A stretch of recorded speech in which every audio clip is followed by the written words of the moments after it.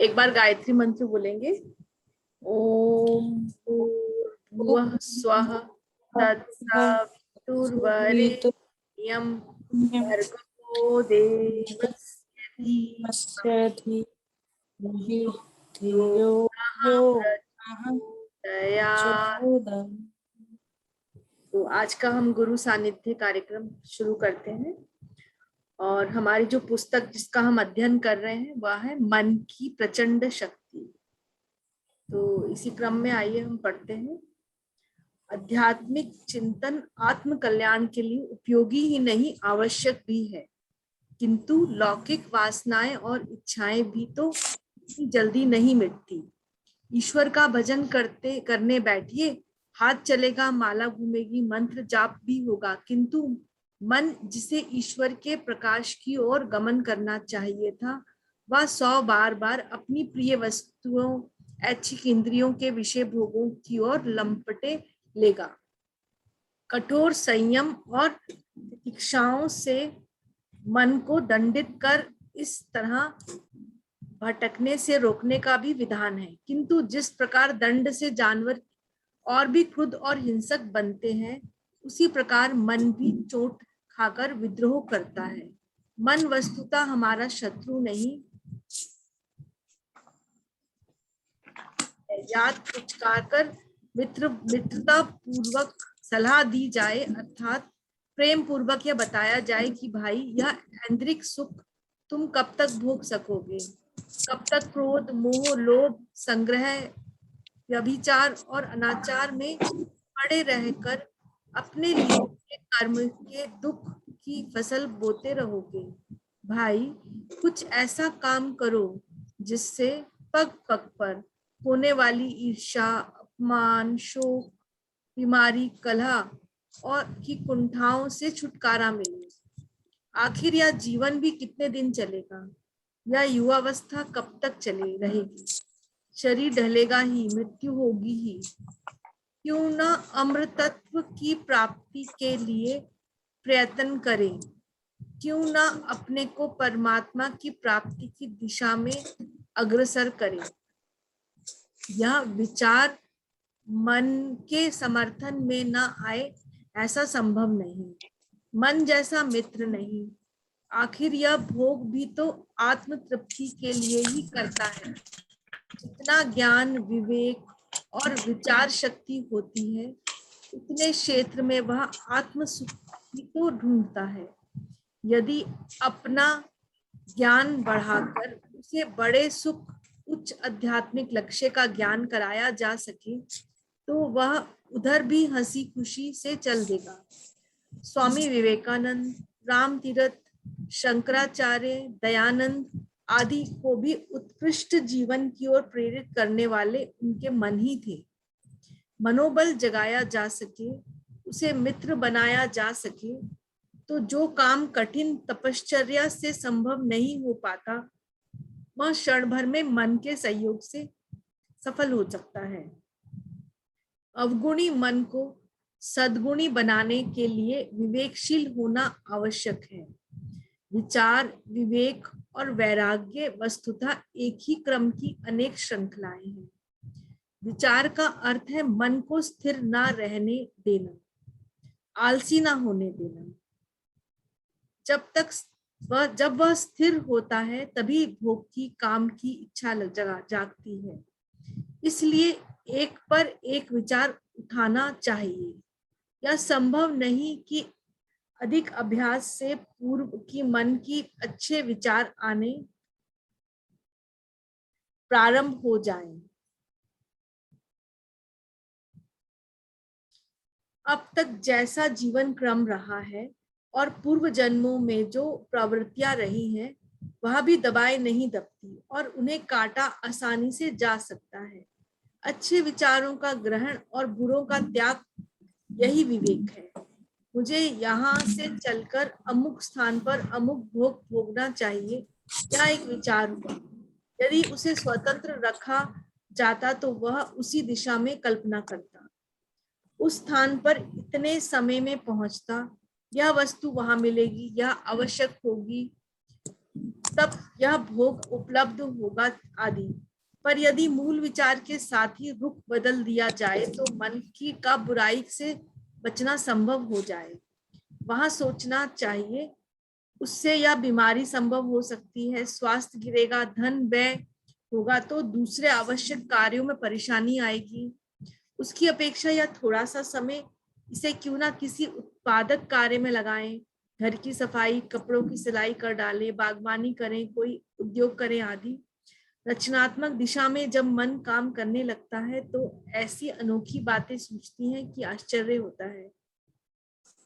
दरअसल लोग मन की ताकत को पहचानते नहीं, अन्यथा यदि उसे रचनात्मक दिशा दी जा सके तो अर्थ, उद्योग, शिक्षा, रोजगार अथवा नेतृत्व की दिशा में वह अनोखी सफलताएं और चमत्कारी उपलब्धियां प्रस्तुत कर सकता है। आपका मन सोया पड़ा है, इसे सावधान कर दें, जगा दें। रचनात्मक विचार की चिल्लाहट से इसे शांत न होने दें। यह आपके लिए वह भौतिक सफलताएं भी प्रस्तुत करेगा जिनकी आप इस जीवन में कामना करते हैं। विचार और विवेक की इस दिशा में जब आत्मा के रहस्य अनुभव करने की ओर इसे संयोजित कर दिया जाए तो वैराग्य का अभ्यास होने लगता है। अंतर जगत में जो प्रतिक्रियाएं चला करती हैं, बाह्य जगत में उन्हीं को मन क्रियान्वित किया करता है। मनुष्य यदि यह जान ले कि बाह्य जगत के हमारे समस्त प्रयास मनोजगत की प्रेरणा से हमारे अहंकार को सक्रिय करने का ही परिणाम है, तो यह एक बहुत बड़ी बात होगी। इतना अभ्यास होते ही मन और अहंकार एक तमाशे जैसे दिखाई देने लगते हैं और एक तीसरी सत्ता की अनुभूति होने लगती है। मन का बिचौलियापन सिद्ध हो जाए तो फिर यह समझते देर ना लगे कि हम आत्मा है और शरीर धारण का हमारा लक्ष्य भिन्न है। यह भिन्नता का भाव ही महत्व का है। यह तत्व हमारे अंदर बैठा है जिसके ना रहने पर यही शरीर शव कहलाने लगता है। वह तत्व ही आत्मा है, चाहे तो उसे ही परमात्मा कह सकते हैं। विचार और विवेक द्वारा जब उसकी अनुभूति हो जाए तो संसारिक तृष्णाओं, इच्छाओं और धारणाओं को हटाकर तत्व चिंतन की दिशा में अग्रसर करने का अभ्यास किया जा सकता है। जितना प्रखर यह अभ्यास होगा वैसा ही वैराग्य, पारलौकिक जीवन के प्रति संवेदना का भाव भी जागृत होने लगेगा। जब यह सिद्ध हो जाएगा, मन यह स्वीकार कर लेगा कि परलोक की ही सत्य है, आत्मा ही अमर तत्व है, तो फिर मन से झंझट करने की आवश्यकता ही ना रहेगी। वह आपका मित्र बन जाएगा।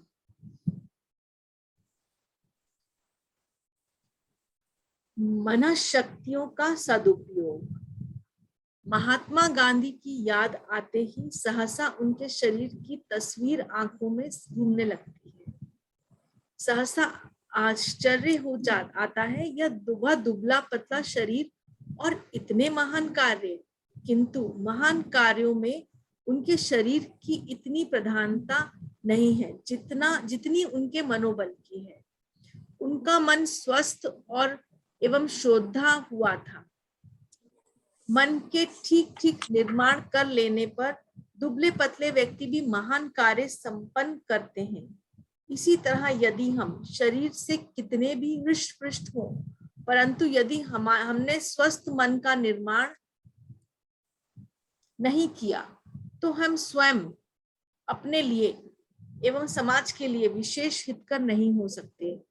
हमारे जीवन का महत्व संसार में कुछ नहीं होगा। मनुष्य के मन का स्वस्थ एवं शोधा हुआ होना परम आवश्यक है।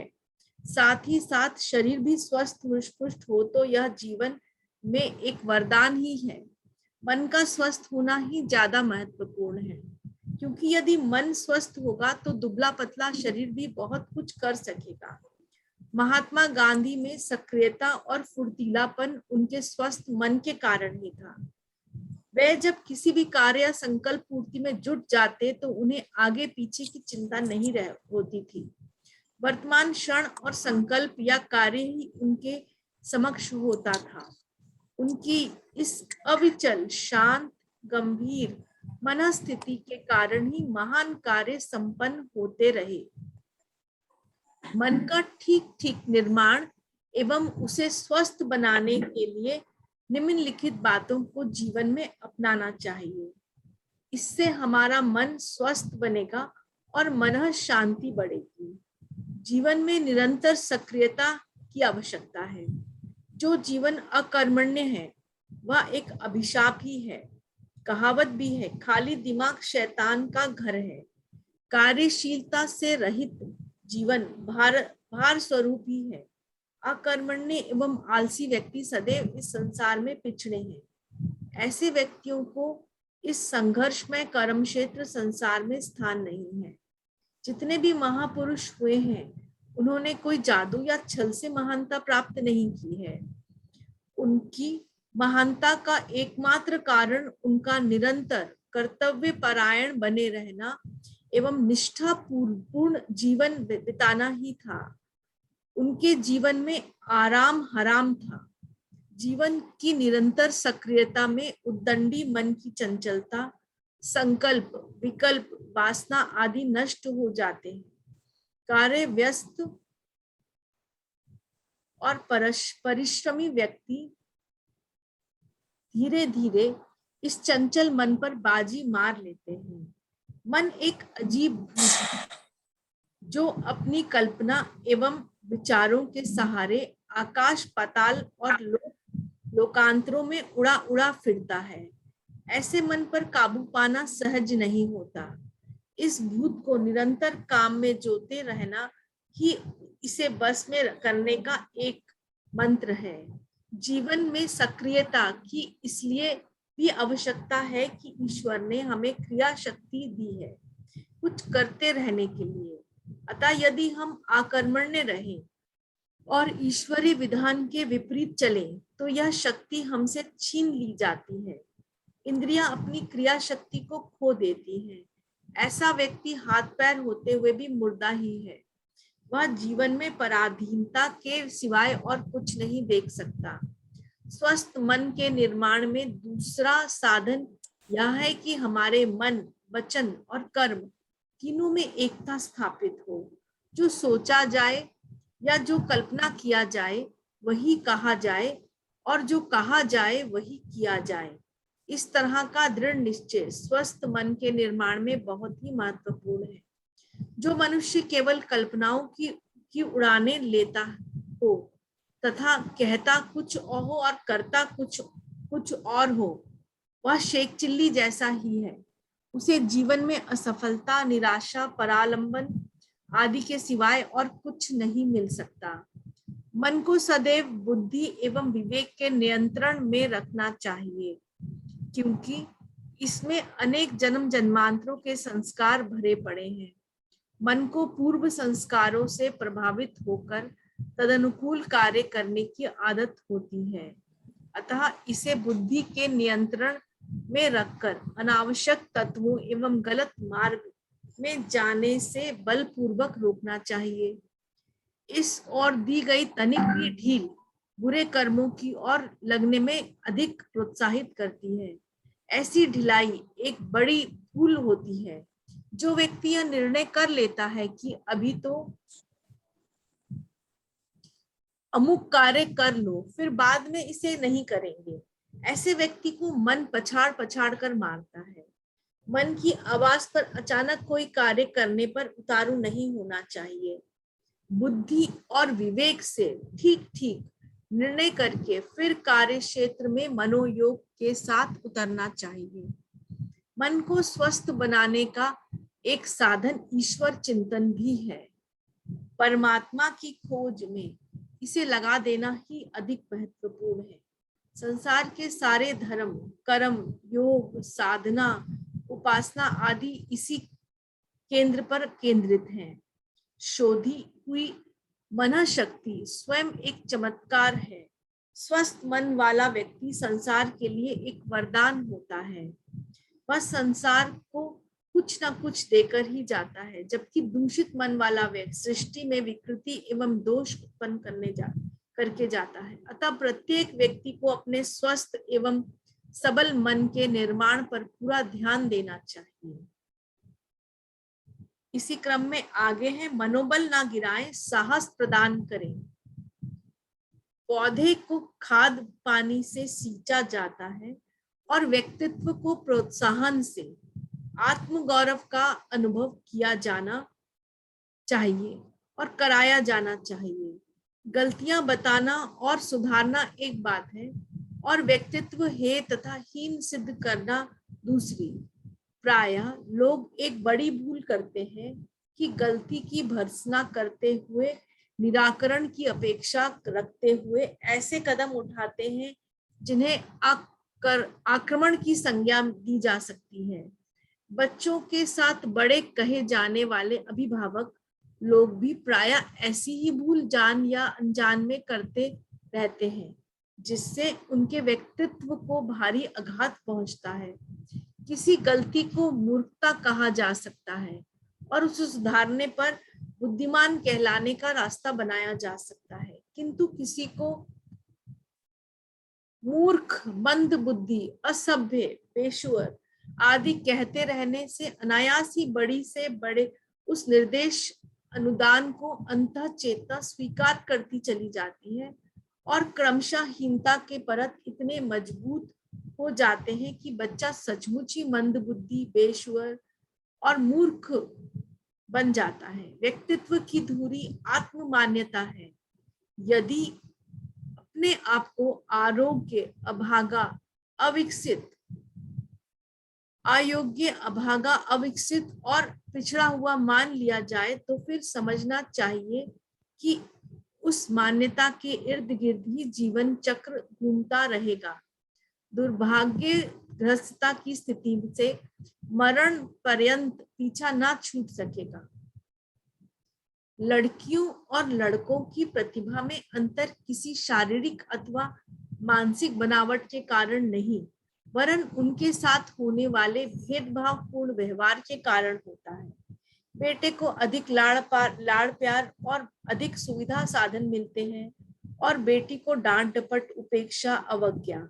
फलतः लड़की एक अंतःकरण यह स्वीकार करता चला जाता है कि वह वस्तुतः है और हीन है। इस हे मान्यता के कारण वह आजीवन डरी, सहमी, सकुची और पिछड़ी स्थिति में रहती है। यह कुसंस्कार बहुत प्रयत्न करने पर भी निकलते नहीं।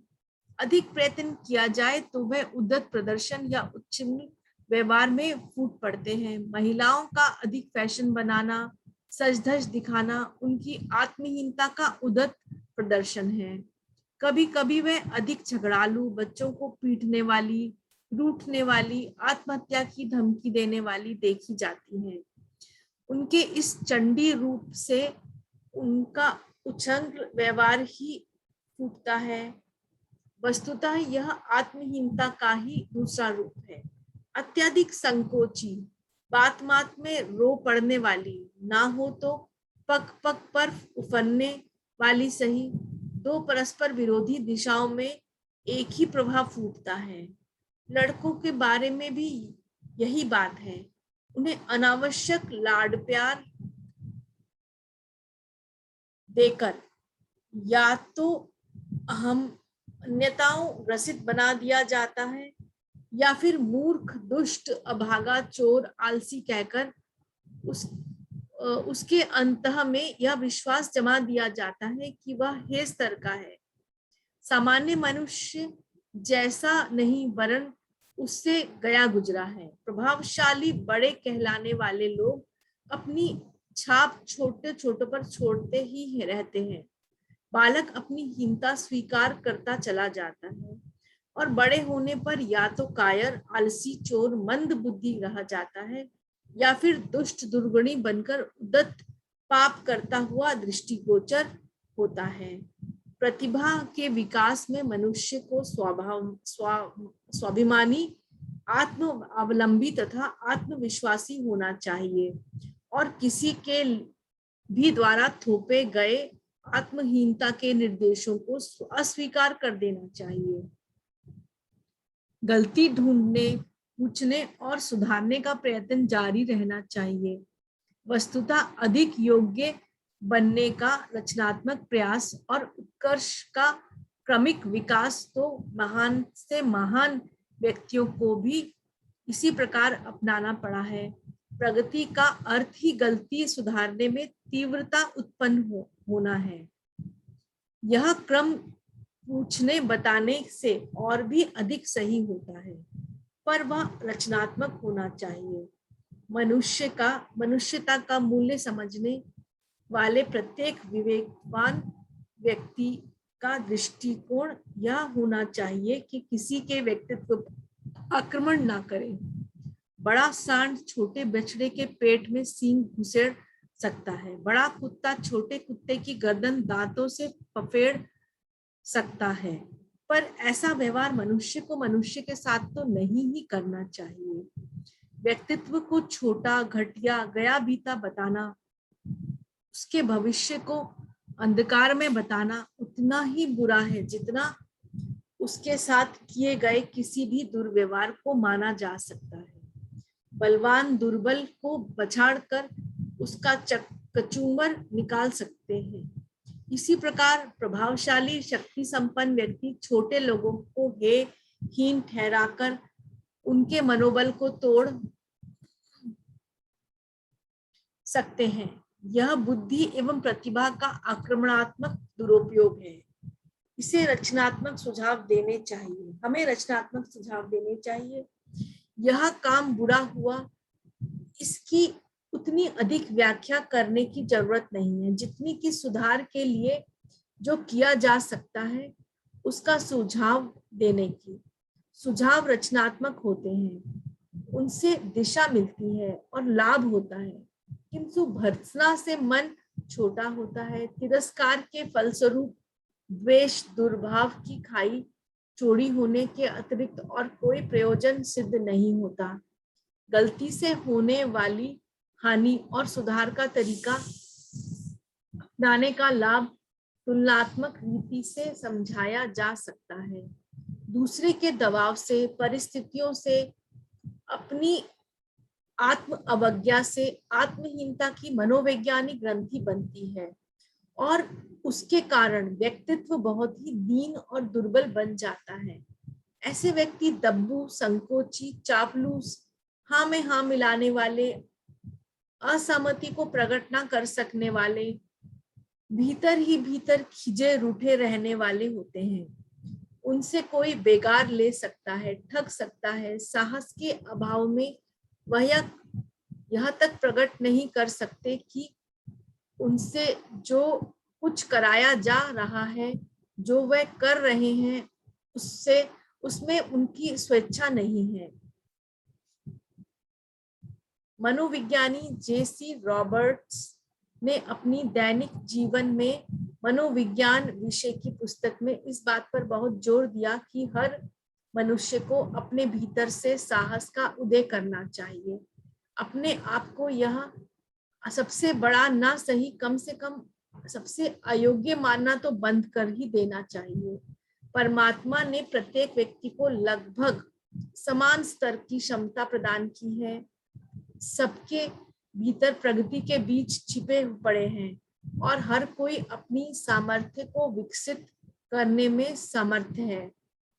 अंतर इतना ही है रहता है कि साहसी लोग अपने को पहचानते हैं, अपने ऊपर भरोसा करते हैं और अपनी श्रेष्ठता से साथियों को प्रभावित करके अपना सम्मान, सद्भाव और एवं सहयोग संपादित करते हैं। इसके विपरीत दब्बू लोग यह छाप छोड़ते हैं कि इनसे किसी को कुछ मिलता तो है नहीं, उल्टे सदा भार और सिरदर्द सिद्ध होते रहेंगे, इसलिए इनसे तो बचना ही ठीक है। हर व्यक्ति एक दूसरे से कुछ चाहता है और इस आशा से मैत्री करता है कि उनके संपर्क में प्रसन्नता और प्रगति की संभावना बढ़ेगी। जो इस कसौटी पर खरे उतरते हैं उनके स्नेही, समर्थक और सहयोगी सहज में ही बढ़ते जाते हैं। इसी संचय से मनुष्य उन साधनों से संपन्न बनता है जो अंतरंग बहिरंग प्रगति का पथ प्रशस्त करते हैं।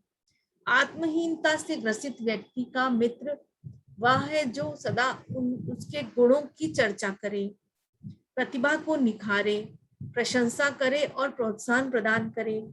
साहस की अभिवृद्धि धन संपत्ति विद्या रूप सौंदर्य आदि सभी विभूतियों से बड़ी चढ़ी उपलब्धियां हैं। साहस जीतता है, आत्मबल सबसे बड़ा बल है।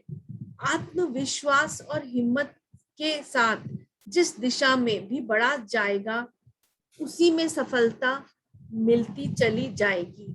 यदि यह तथ्य समझ लिया जाए तो आत्महीनता की निकृष्ट दरिद्रता से पीछा छुड़ाना हर किसी का प्रथम कर्तव्य प्रतीत होगा। इसके साथ ही हम आज यहाँ समाप्त करते हैं।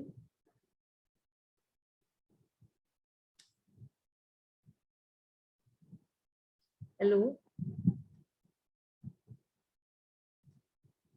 हेलो जी, आज हम यहीं पे रुकेंगे और हमने क्या समझा आज के इस स्वाध्याय में, उसको संक्षेप में हम चर्चा कर लेते हैं। हाँ,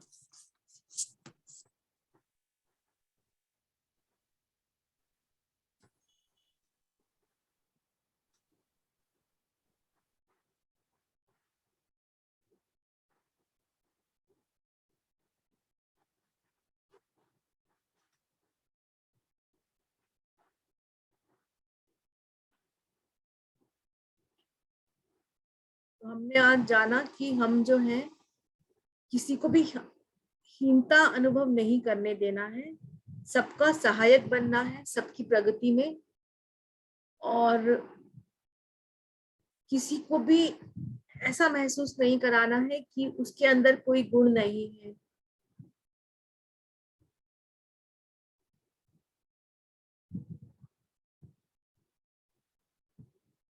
एक बार गायत्री मंत्र बोल के हम यही समाप्त करेंगे। ओम ओम भूर्भुवः स्वः तत्सवितुर्वरेण्यं भर्गो देवस्य धीमहि धियो यो नः प्रचोदयात्।